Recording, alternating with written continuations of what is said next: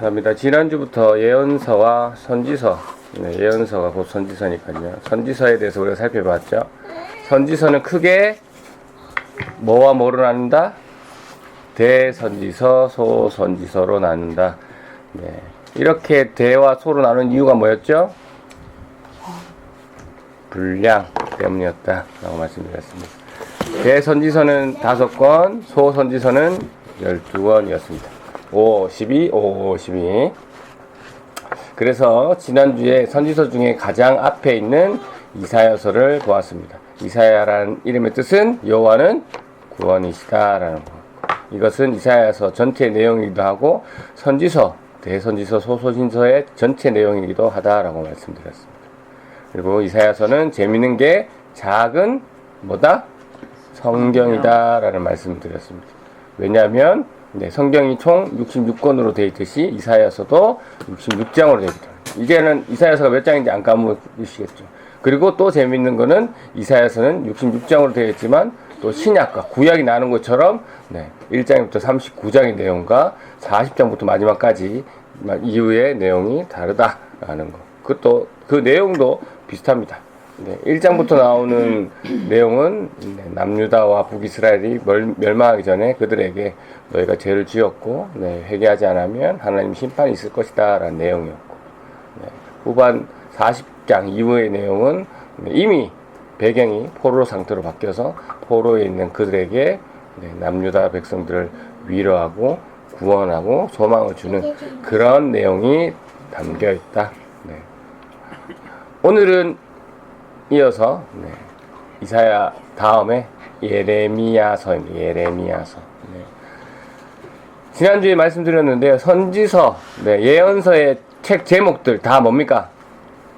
사람 이름이다 라는 거. 사람 이름이다. 52, 50이니까 그 17명 전체 다 사람 이름이다 라는 거.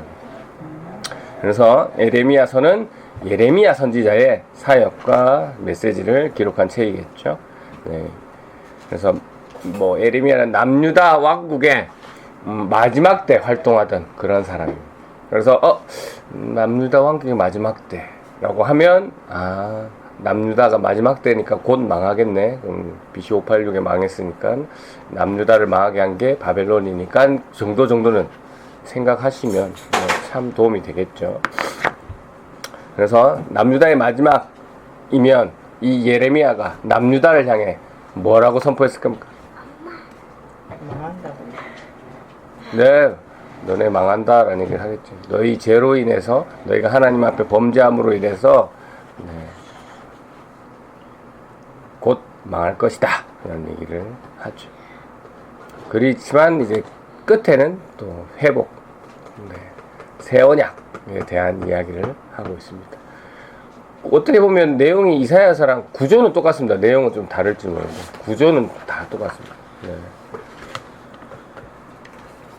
그래서 우리가 이걸 알면 처음에는 죄 때문에 범죄에 대한 지적과 회개를 촉구하고 그걸 안 하면 심판 안 한다는 내용이 있었지만 그것이 지나고 나면 다시 회개하고 회복하고 소망을 주는 내용이구나라는 이게 예언서들의 선지서들의 특징이구나라는 걸 알고 읽으면 전체적으로 이 내용들이 눈에 싹 빨리 익숙해지겠죠.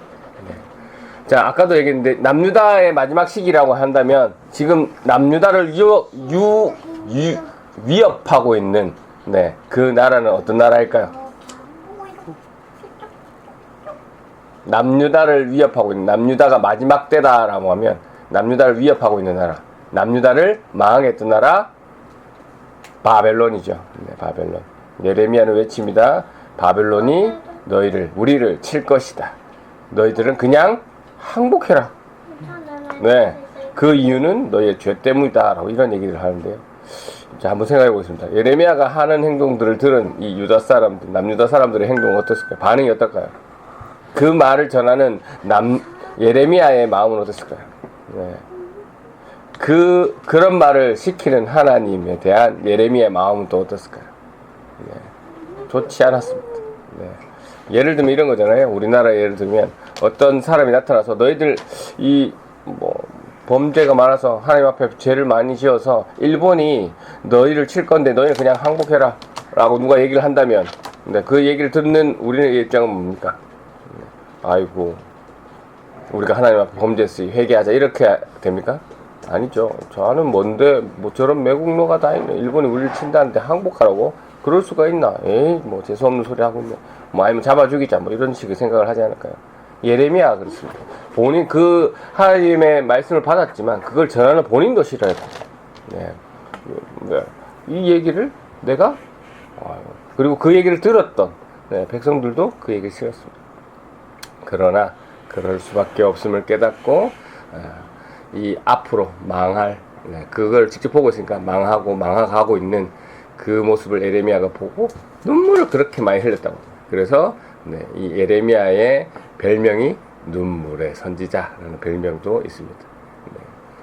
그래서 예레미야가 활동했던 시기, 이 남유다가 하나님께 칭찬을 받았던 두 왕, 지난주에 했었나요? 지난주에 했었나요? 히스기야와 요시야인데 두 번째 왕인 이 요시야 왕 때부터 이 예레미야가 활동을 시작합니다. 그리고 언제 이 활동을 그만하느냐? 나라가 망할 586 BC 586까지. 그래서 이때 이야기를 해드리면, 이때 배경을 얘기해드리면요, 북이스라엘을 멸망시킨 나라가 어느 나라죠? 남유다는 바벨론, 북이스라엘은 누가 멸망시켰죠? 혹시 아수르. 네. 아수르가 있잖아요. 아수르가 당시 그 지역 전체를 먹고 있었는데 강한 세력이었는데 아수르를 대항할 신흥 강대국이 나타납니다. 바벨론. 네. 바벨론이 나타나고 이제 슬슬 스물스물 커지려고 아수르를 위협하고, 그러니까 그러다가 점점, 네, 영토가 겹치고 전쟁을 하게 되겠죠. 그러다가 네, 아수르의 수도가 이 바벨론에 의해서 네, 넘겨가는, 침공을 당해서 무너지는 그런 일입니다. 그래서 기세가 확 기울죠. 이 이야기를 누가 듣느냐? 이집트의 왕이 듣습니다. 이거 저 아수르보다 더 센 애가 나타났네. 이거 더 크기 전에 잘라야겠다라는 생각을 합니다. 그래서 이 이집트의 왕이 군대를 이끌고 바벨론하고 전쟁하려고 더 크기 전에 자르기 위해서 올라가는데 누가 가로막습니까? 남유다 왕이 가로. 이때 남유다 왕이 아까 얘기했던 하나님께 칭찬을 들었던 요시야 왕입니다. 이 요시야 왕은 어떤 주의냐면 반 아수르주의였습니다. 그러니까 아수르를 반대하는, 네, 그런 마인드이기 때문에 바벨론에 대한 그거는 좀 없었나 봐요. 그래서 바벨론을 공격하가는 이 이집트를 막았습니다. 근데 이때 어떤 일이 발생하냐? 이 하나님을 잘 믿는 요시야의 왕이 죽습니다. 죽고 이집트 왕이 이 요시야의 아들내미 하나를 포로로 데리고 가고, 근데 이제 그 아들내미도 죽고, 그래서 이 이집트에서 바지 왕이라 하죠. 네. 또 요시야의 아들 하나를 또 세웁니다. 네, 앉혀놓고 이제 그 남유다를 자기 그 속국으로 만들어 버리죠. 그리고 그 뒤로 이집트는, 네, 바벨론하고 전쟁을 합니다. 근데 누가 이기느냐? 바벨론이 이겨버려요. 네, 그래서 바벨론이 이기면서 어디까지 친 거 하냐면 남유다까지 쳐버립니다. 네, 총 3번에 걸쳐 치는데, 첫 번째 칠 때 이 당시 유다에 있는 성전의 보물들, 또 왕족들, 귀족들 일부를 포로로 3번에 치니까, 네, 그래서 자기 나라로 가버립니다. 이때 여러분 잘 아시는 다니엘과 세 친구도 첫 번째로 잡혀갑니다. 네. 그리고 한 10여 년이 흐른 후에 다시 바벨론은 유다를 침공합니다. 네. 2차 침공. 네. 그 사이에 왕들은 한 번씩 바뀝니다. 남유다의 왕들. 한 번 쳤을 때 완전히 안 망했나봐요. 네. 그래서 2차 침공. 네. 해서 이때는 왕을 포함한 군인들, 장인들, 대장장이들 많이 데리고 갑니다. 네. 그리고 많은 보물도 데려가요. 그리고 이때 이제 다음 주에 다룰 에스겔도 이 포로로 같이 데려가는 일도 있습니다. 네. 그리고 마지막 여러분 잘 아시는 BC 586년도에 네, 바벨론은 3차 침공을 하고, 그때 성전, 예루살렘 벽, 이런 거 다 때려 부수고, 네, 시드기야, 마지막 왕이었던 남유다의 마지막 시드기야를 붙잡고 두 눈을 뽑아가지고 포로로 끌고 갑니다. 네. 그렇게 유다가 망하는 일이 발생합니다. 이런 정세 속에서, 이런 분위기 속에서 예레미야가 뭐라고 한다고요? 바벨론에 그냥 항복해라 라고 했어요. 보통 난감한 게 아니죠.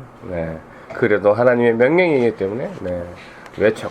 하나님 나라가 그대로 이루어지는 거, 하나님 말씀이 그대로 이루어지는 걸 보고 얼마나 눈물을 많이 흘렸을까요? 그래서 눈물의 선지자. 그래서 예레미야서의 주요 내용은 아까 전에 앞에서 말씀드린 요약본과 똑같습니다. 첫 번째, 죄악과 심판에 대해서 외칩니다. 이 죄악은 뭡니까? 당시 죄악은 항상 똑같습니다. 하나님 앞에 범죄하는 것. 우상 숭배가 1번입니다. 그리고 그 말씀에 불순종하는 거죠. 그래서 바벨론이라는 나라를 통해서 너희가 하나님 앞에 우상 숭배하고 불순종했기 때문에 심판이 있을 것이다 라고 예레미야가 외쳤고, 둘째는 아까도 말씀드렸지만 회개와 회복에 대해서 말씀하고 있습니다.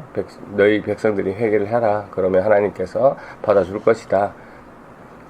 그러면 또 나중에는 바벨론도 하나님께서 칠 것이고 끝없는 하나님의 사랑으로 너희를 회복시켜 줄 것이다 라는 소망의 메시지입니다. 그리고 마지막으로 새 언약에 대한 예레미야가 외칩니다. 다른 데서도 새 나라, 새 언약 이런 거 많이 하지만 여기서 가장 강조되기 때문에 예레미야 새 언약에 대한 이꼬르처럼 공식처럼 예레미야 하면 새 언약 이렇게 생각하시면 좋을 것 같습니다. 이 새 언약이라는 것이 뭡니까? 새 언약이 있다는 것은 구언약이 있다는 거죠. 우리가 구약속, 구약, 새로운 약속, 신약 이렇게 하잖아요. 그 말이잖아요. 구언약은 뭡니까? 언제 받았을까요? 출애굽 때 모세에 의해서 그 돌판에 새긴 그게 구언약이죠. 여러분 대표적인 게 십계명이 되어 있고, 그 다음 새 언약. 이 새 언약은 돌판이 아니라 마음에 새긴다는 말이 있습니다. 그래서 이것이 어떤 것이냐, 하나님과의 관계가 외적인 이 돌판에 생겼던 그 율법적인 그런 관계가 아니라 내적인 변화를 통해서 이루어질 것을 의미하고 있다라는 얘기인데요. 관련해서 요 구절 한번 읽어볼까요? 예레미야 31장 31절부터입니다. 한번 읽어보겠습니다. 시작. 보아라, 날이 이를 것이다. 나 여호와의 말이다. 그 날이 오면 내가 이스라엘 백성과 유다 백성에게 새 언약을 세울 것이다. 그 언약은 내가 그들의 조상의 손을 붙잡고 이집트 땅에서 끌어내던 때에 세운 언약과 다른 것이다. 나는 그들의 남편이 되었으나 그들은 그 언약을 깨뜨렸다. 나 여호와의 말이다. 그러나 내가 그날 이후에 이스라엘 집과 언약을 맺을 것이니 나의 법을 그들의 마음속에 두고 그들의 가슴에 새겨두어 나는 그들의 하나님이 되고 그들은 내 백성이 될 것이다. 그날이 오면 각 사람이 자기의 이웃이나 형제에게 여호와를 알도록 가르칠 필요가 없다. 이는 모든 백성이 나를 알게 될 것이기 때문이다. 내가 그들의 허물을 용서하고 그들의 죄를 다시 기억하지 않겠다. 아멘. 어떻게 하나님께서 이들의 이미 죄를 지은 허물을 용서하고 그들의 죄를 기억하지 않으실까요? 우리가 다 아는 겁니다. 이 새 언약을 주신 이유가 뭘까요? 바로 예수 그리스도잖아요. 완전한 제물 되시고 완전한 인간 되시지만 완전한 신이 되시는 그 예수 그리스도가 십자가에 죽으시면서 새 언약이 시작되었습니다. 새 언약이 완성되었죠. 예전에는 이 구언약, 율법을 지켜야지만 구원을 얻을 수 있었습니다. 그게 구약의 내용이잖아요. 구약의 요약. 너희가 내 말을 지키면 내가 너희를 축복하겠다라는 그 축복이 뭐였습니까? 구원도 구원이지만 부자가 되고 오래 살고 자녀가 많게 되고 이런 내용이었습니다. 그러나 새 언약은 뭡니까? 예수 그리스도가 우리의 죄를 대신해서 죽으시고 또 그 죽으심을 성부 하나님께서 보실 때 그 예수 그리스도의 완전한 피 때문에 더 이상 우리의 죄를 묻지 않으신다라는 그래서 오늘 이 본문에 따지면 그 예수 그리스도의 피를 보시고 너희 죄를 내가 더 이상 기억하지 않겠다. 너희 죄가 있지만 내가 너희 죄를 기억하지 않겠다라는 말씀을 그것을 그 약속을 믿으니까 우리가 구원을 얻는. 네. 우리가 이번 한 주간 구약 이 예레미야서를 읽으면서 예레미야가 이스라엘 백성에게 외쳤던 선포들을 나에게도 한번 적용시켜 보시고 정말 나는 오늘날 나에게 우상숭배하고 하고 있는 것은 없는지 또는 하나님 말씀에 불순종하고 있는 건 없는 건 없는지 한번 질문도 던져보시고 또 혹시 그런 것들이 있다면 자신을 돌이키는 또 귀한 시간 되시고 또 우리가 예수 그리스도를 믿는다면 반드시 성부 하나님이 그 약속 뭡니까? 우리 죄를 기억하지 않으신다. 묻지도 않을 것이고 기억하지 않는다라는 그 말씀 우리가 믿으시고 그분의 말씀을 따라 순종하는 삶을 살아내는 저와 여러분이 되시기를 주님의 이름으로 축원합니다. 아멘. 아멘. 감사합니다. 이 시간 함께